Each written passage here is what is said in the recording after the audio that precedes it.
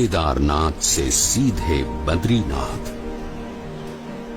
एक ऐसा मार्ग जिससे गुजरने के बारे में कोई सामान्य मानवी तो सोच भी नहीं सकता था, जहां मानो मनुष्य जीवन का अस्तित्व ही नहीं था।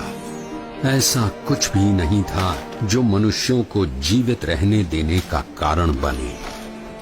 अगर कुछ था तो बस कदम कदम पर खतरा।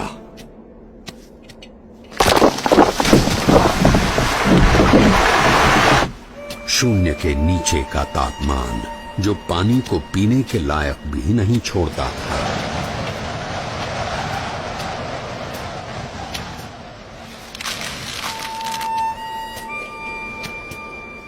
मीलों तक फैली हुई बर्फ जैसे विपत्तियों का महासागर, और हर क्षण मृत्यु का आह्वान।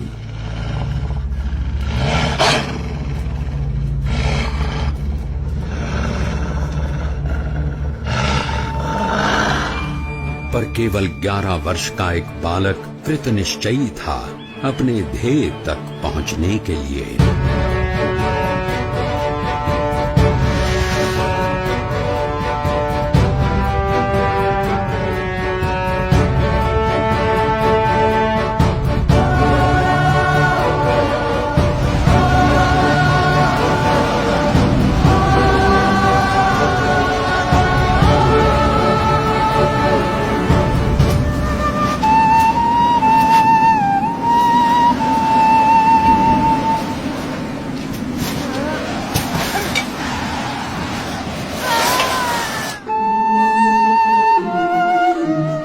परमात्मनि यो रक्तो विरक्तो अपरमात्मनि।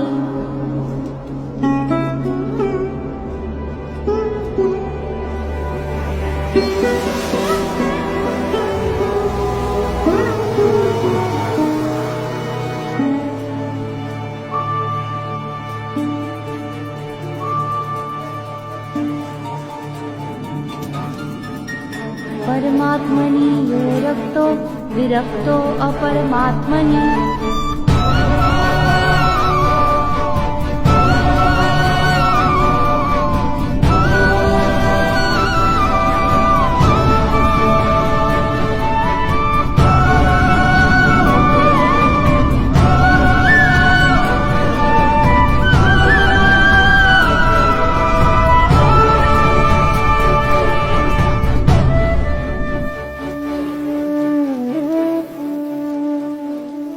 इस ठंड में हम लोग यहाँ कंबल ओढ़कर भी ठीक से सो नहीं पा रहे हैं, और वो बच्चा नंगे पांव खुले शरीर केदारनाथ से सीधे बद्रीनाथ के विकट रास्ते पर अकेला चल पड़ा है।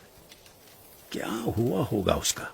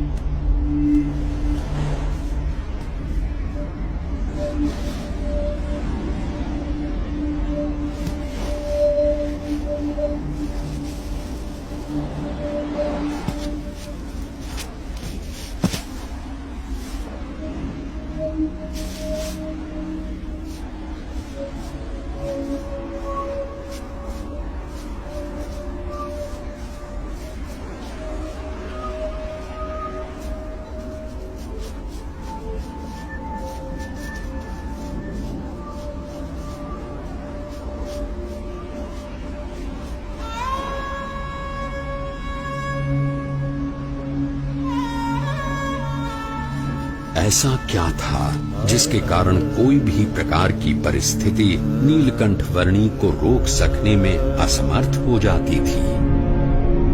कभी हिम प्रपात तो कभी भयानक बारिश, अनजान और निर्जन रास्तों में जंगली जानवरों से आकस्मिक भेंट, अनजान रास्तों को समझकर पहाड़ियों और खाइयों के बीच में से भी रास्ता कर लेने की चुनौती, और आराम करने के लिए धरती का बिछौना और आकाश की चद्दर। नीलकंठ वर्णी की दृष्टि में ऐसा कुछ भी नहीं था जो इस मनुष्य शरीर से नहीं हो सकता था।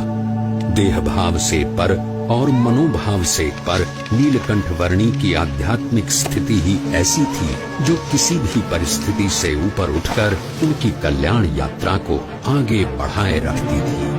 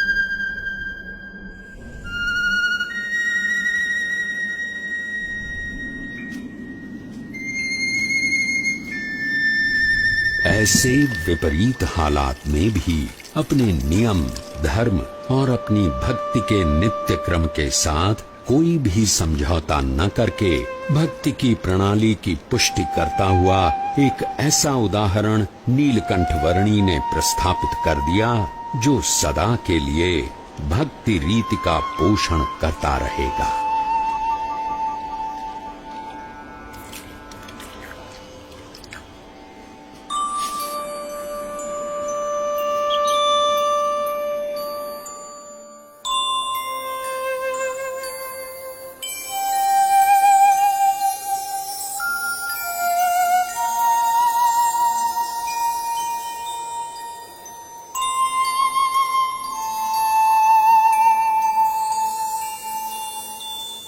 आज के समय में भी कई लोग साथ मिलकर बहुत सारी सुविधाओं के साथ जिसे पार करने के लिए हिचकिचाते हैं, वैसा केदारनाथ से सीधे बद्रीनाथ जाने का लगभग 75 किलोमीटर का मार्ग नीलकंठ वर्णी ने नंगे पांव, खुले शरीर, अकेले केवल 9 दिनों में पार कर लिया।